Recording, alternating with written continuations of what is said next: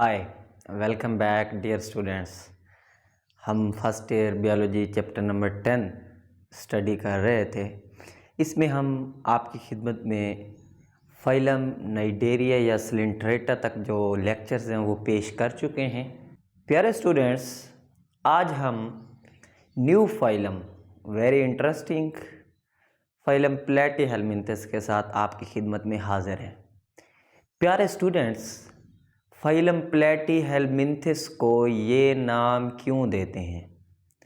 इटाइमोलॉजी की अगर मैं बात करूं तो प्यारे बच्चों दो वर्ड हैं, प्लेटी और हेलमिन्थ।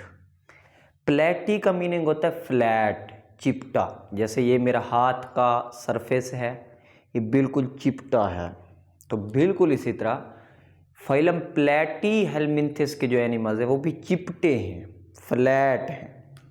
तो फ्लैट होने की वजह से नाम प्लेटी पड़ा। हेलमिन्थ का मीनिंग होता है प्यारे स्टूडेंट्स वर्म, कीड़ा। तो इसमें वो कीड़े हैं, वो जानवर हैं इस फाइलम में जो फ्लैट बॉडी रखते हैं, चिपटी बॉडी रखते हैं। तो प्यारे स्टूडेंट्स, प्लेटी का मीनिंग फ्लैट हो गया और हेलमिन्थ का मीनिंग वर्म्स हो गया। तो ये फ्लैट वर्म्स हैं, इनकी बॉडी चिपटी होती है। सबसे पहली चीज़ आपकी बुक में जो जनरल कैरेक्टरिस्टिक्स में लिखी हुई है वो यही है नेम के बारे में, कि भाई इनको ये नेम क्यों देते हैं। तो मैंने नेम का आपको बता दिया।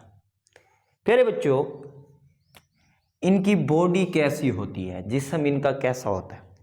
अब जैसे हमने पहले कहा कि भाई नेम ही इसीलिए दे रहे हैं, बॉडी फ्लैट है। अब ये नहीं कि सिर्फ डार्सल जो सरफेस होगी वो फ्लैट होगी, भाई डार्सल सरफेस भी फ्लैट होगी, जो वेंट्रल या बैक सरफेस होगी वो भी फ्लैट होगी। जैसे आप इस प्लेनेरिया को देखें तो ये यहाँ से भी फ्लैट है, अपनी जो इसकी पिछली साइड होगी ये वहाँ से भी फ्लैट होगा। तो मैं कहूँगा बॉडी जो है ये डार्सो वेंट्रली फ्लैट होती है, यानी दोनों तरफ से चिपटी होती है। अब प्यारे स्टूडेंट्स, जब हम इन एनिमल्स की एम्ब्रियोनिक स्टेज में डेवलपमेंट की बात करते हैं तो 3 लेयर्स से ये एनिमल्स डेवलप होते हैं, इसलिए हम इनको कहते हैं ट्रिप्लोब्लास्टिक। आउटर लेयर होगी एक्टोडर्म, इनर लेयर होगी एंडोडर्म, और दरमियान में एक जेली की तरह की लेयर भरी हुई होगी, इसका नाम होगा मेसोडर्म। अब प्यारे स्टूडेंट्स, एक्टोडर्म बाहर आ गई, एंडोडर्म अंदर आ गई।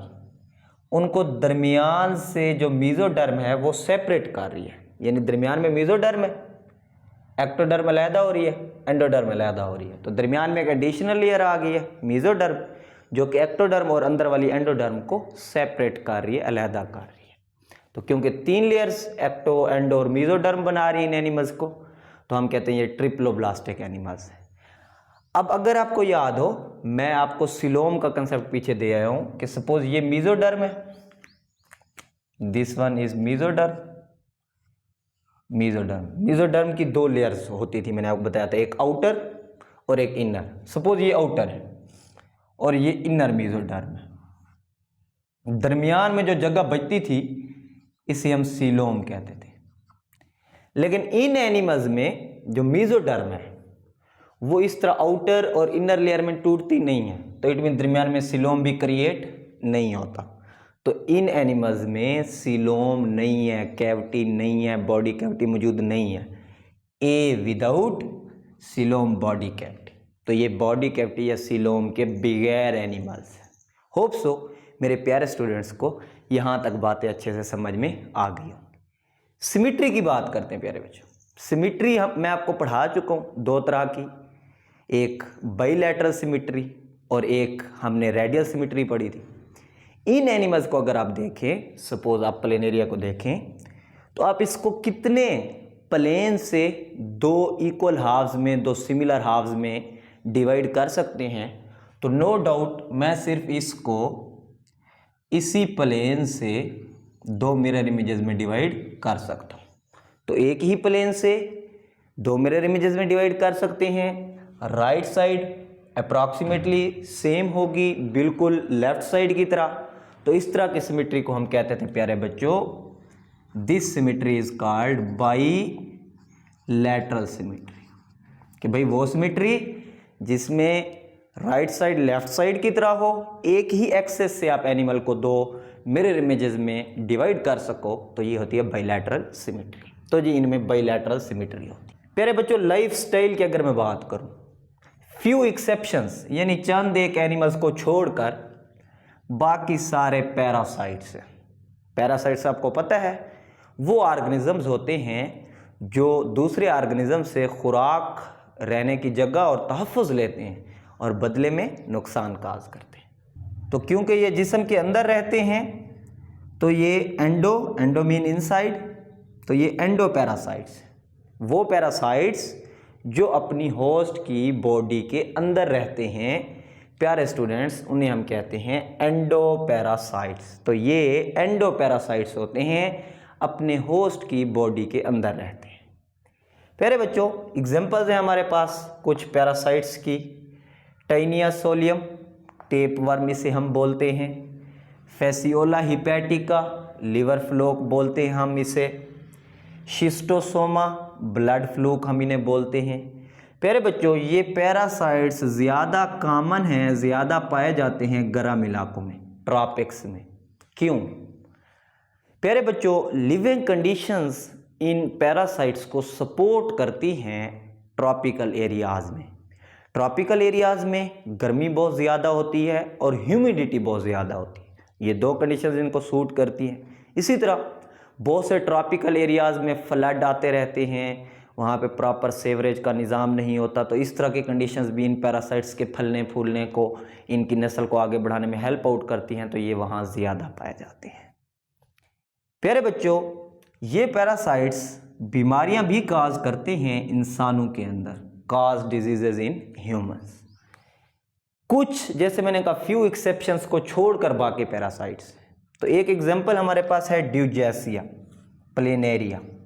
ये फ्री लिविंग है, it does not live as a parasite, और ये फ्रेश वाटर में रहता है। फ्रेश वाटर यू नो, दरिया, तालाब, झील, इनका जो पानी होता है उसे हम फ्रेश वाटर कहते हैं, रनिंग वाटर। प्यारे बच्चों साइज़ की अगर मैं बात करूं, फ्यू मिलीमीटर्स में भी साइज़ है कुछ एनिमल्स का। प्लेनेरिया का देख लें आप 10 मिलीमीटर साइज़ है, और कई मीटर्स तक, सेवरल मीटर्स तक इनका साइज़ रेंज करता है, जैसा कि आप टेप वर्म की बात कर लें। डाइजेस्टिव सिस्टम प्यारे बच्चों, डाइजेस्टिव सिस्टम ब्रांच्ड होता है, जिस्म के अंदर उसकी शाखें होती हैं और इसकी एक ही ओपनिंग होती है माउथ। तो इस तरह का डाइजेस्टिव सिस्टम मैं आपको पढ़ा चुका हूँ, सैक टाइप, ऐसा डाइजेस्टिव सिस्टम जिसकी एक ही ओपनिंग है माउथ, उसी से फूड एंटर होती है, उसी से वेस्ट बाहर आता है, इसे हम कहते हैं सैक टाइप डाइजेस्टिव सिस्टम। और क्योंकि ये मोस्टली पैरासाइट्स हैं, होस्ट पे डिपेंड करते हैं, तो इन्होंने अपने डाइजेस्टिव सिस्टम को अडॉप्ट कर लिया है, यानी अकॉर्डिंग टू कंडीशन बना लिया है। कैसे अकॉर्डिंग टू कंडीशन बना लिया है? क्योंकि ये होस्ट से डायरेक्ट न्यूट्रिएंट्स लेते हैं, डाइजेस्टिव सिस्टम को ज़्यादा वर्क नहीं करना पड़ता, तो वो पुअरली डेवलप्ड मतलब इनका डाइजेस्टिव सिस्टम ज़्यादा अच्छे से डेवलप्ड नहीं है।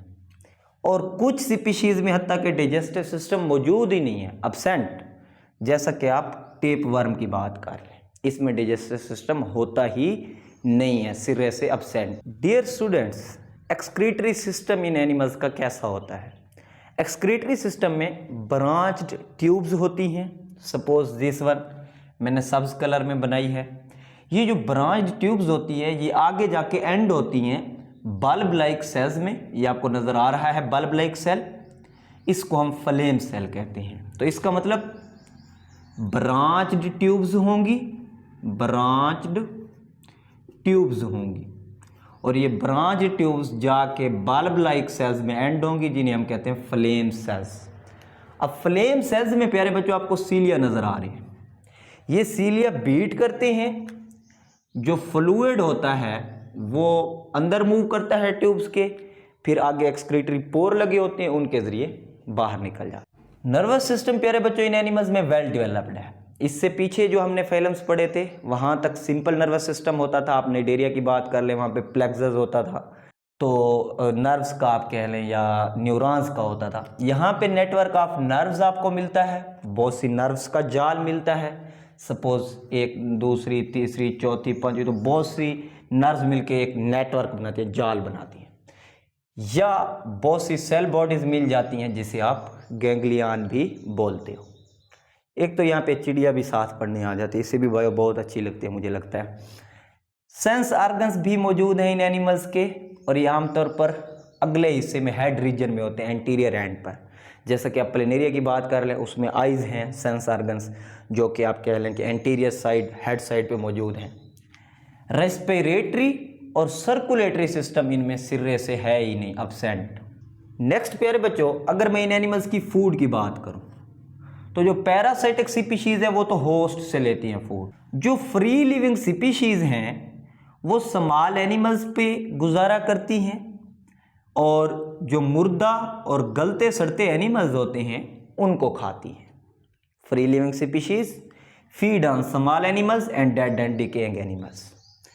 मोर्टिलिटी, फ्री लिविंग स्पीशीज तो सीलिया से मूव करती हैं, जो आमतौर पर उनकी सरफेस के नीचे होते हैं, जबकि जो पैरासाइटिक फॉर्म्स हैं उनमें मूवमेंट महदूद है, रिस्ट्रिक्टेड, क्योंकि उन्होंने जिस इलाके में, जिस जगह पर उन्होंने रहना है पैरासाइटिक फॉर्म्स ने, तो वो उसी जगह पर ही रहेंगे होस्ट के अंदर। वहाँ से उनकी मूवमेंट इधर उधर ज़्यादा नहीं होती, तो हम कहते हैं महदूद है, रिस्ट्रिक्टेड। रिप्रोडक्शन प्यारे बच्चों इनमें एसेक्सुअल भी होती है, सेक्सुअल भी होती है। एसेक्सुअल रिप्रोडक्शन फिशन से होती है। फिशन मीन ब्रेक, टूटना। सपोज ये हमारे पास प्लेनेरिया है, ये दरमियान से यहाँ से ब्रेकअप होगा, बॉडी कंस्ट्रिक्ट होगी, दो पार्ट्स जो है वो अलहदा हो जाएंगे। अब इसमें नीचे वाला पार्ट मिसिंग है, वो बना लिया जाएगा, और इसमें ऊपर वाला पार्ट मिसिंग है, वो बना लिया जाएगा। तो बॉडी कंस्ट्रिक्ट हुई और मिसिंग पार्ट्स को दोबारा से बना लिया गया, इसे आप कहते हैं फिशन। या क्योंकि दो हिस्सों में टूटा एनिमल दरमियान से, तो बाइनरी फिशन भी आप इसे कहते हो। बाइनरी मीन दो में, फिशन मीन ब्रेक होना। तो अगर दो पीसेज में एनिमल ब्रेक हो रहा है तो बाइनरी फिशन आप इसे कहते हैं। सेक्सुअल रिप्रोड्यूसिंग जो स्पीशीज हैं प्यारे बच्चों, वो हर्माफ्रोडाइट है। हर्माफ्रोडाइट में आपको पहले भी बता चुका हूं कंसेप्ट कि मेल और फीमेल सेक्स ऑर्गन एक ही एनिमल्स के अंदर हो, तो आप कहते हैं ये हर्माफ्रोडाइट है। लार्वल स्टेज इनमें कभी कभार प्रेजेंट होती है, sometimes larval form is also present. अब प्यारे बच्चों एग्जांपल्स की तरफ आ जाते हैं। प्यारे बच्चों ड्यूजेसिया या प्लेनेरिया फर्स्ट एग्जांपल। अब प्लेनेरिया जो है, जैसे मैंने पहले कहा, फ्री लिविंग, इसकी जो बॉडी की आउटर सरफेस है ये कवर्ड होती है सीलिया से। तो Dugesia planaria free living flatworm है, outer surface is covered with cilia. Taenia या टेप वर्म, प्यारे बच्चों टाइनिया या जो टेप वर्म है ये एंडोपैरासाइट है ह्यूमंस का। ह्यूमंस, कैटल मवेशी आपके हो गए, और पिग सुअर। अब ये जो टेप वर्म है टाइनिया, ये अपना लाइफ साइकिल दो होस्ट्स में कंप्लीट करता है। 2 होस्ट्स इसको रिक्वायर्ड होते हैं, 2 होस्ट्स। और इसका जो इंटरमीडिएट होस्ट है वो कैटल या पिग होता है। These are intermediate host. अगर आप इसकी बॉडी को गौर से देखें तो इसकी बॉडी सेगमेंट्स में डिवाइडेड है, खानों में डिवाइडेड है। तो ये जो बॉडी सेगमेंट्स में डिवाइडेड है, इन सेगमेंट्स को आप कहते हो प्रोग्लाटिड्स। और इन प्रोग्लाटिड्स के अंदर सेक्स ऑर्गन्स होते हैं, सेक्स ऑर्गन्स। तो proglottids are the segments of the body, और इनके अंदर सेक्स ऑर्गन्स होते हैं। अब जो मेच्योर प्रोग्लाटिड होते हैं ये कंटिन्यूअली यहाँ से ब्रेक होते रहते हैं, और हमारे इंटेस्टाइन से गुजर कर हमारे फीसिस के जरिए, फुजले के जरिए, बड़े पेशाब के जरिए जिस्म से निकल जाते हैं। Fasciola, liver fluke. प्यारे बच्चों, फैसियोला या जो लिवर फ्लूक है ये भी एंडोपैरासाइट है, शीप के अंदर रहता है, ह्यूमंस के अंदर रहता है। इसके पास अटैचमेंट के लिए सक्कर्स होते हैं। जस्ट लाइक ये मेरे पास बोर्ड मार्कर का जो ढक्कन है, अगर मैं इसको लगान पे अटैच करूं तो इस तरह अटैच हो जाएगा, सक के जरिए, सक मीन खींचना। तो बिल्कुल इस तरह इनके पास सक्कर्स होते हैं, सक्कर्स के जरिए होस्ट के टिश्यू से आके अटैच हो जाते हैं। तो इनके पास सक्कर्स होते हैं। ये भी अपना लाइफ साइकिल 2 होस्ट में कंप्लीट करते हैं।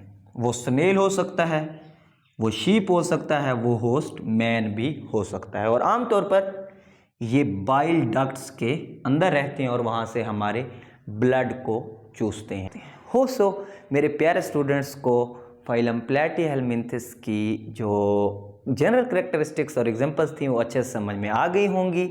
वीडियो पसंद आई हो तो लाइक ज़रूर दीजिएगा, चैनल को लाजमी सब्सक्राइब कीजिएगा ताकि आपको और मज़ेदार वीडियोस मिलती रहें, और अपने साथियों के साथ शेयर करना हरगिज़ ना भूलिएगा।